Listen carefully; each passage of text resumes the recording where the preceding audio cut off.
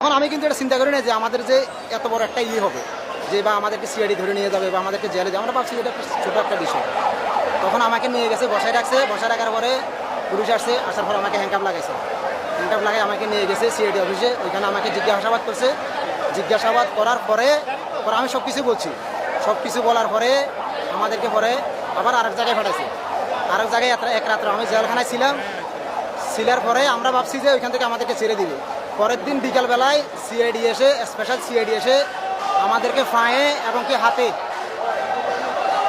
কি হাতে আমাদেরকে হ্যান্ডকাপ করিয়ে আমাদেরকে নিয়ে গেছে আবুধাবি জেলখানায়। আবুধাবি জেলখানায় নিয়ে যায়, ওইখানে আমাদেরকে এক রুমের ভিতরে আমাদের সবাইকে বন্দি করে রাখে।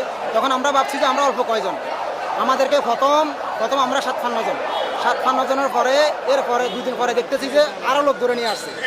তখন আমরা অনেক অবাক হয়ে গেছি। আমাদের কাছে তখন লাগতেছে যে আমাদের আর মৃত্যু ছাড়া আর কোনো কিছু নেই।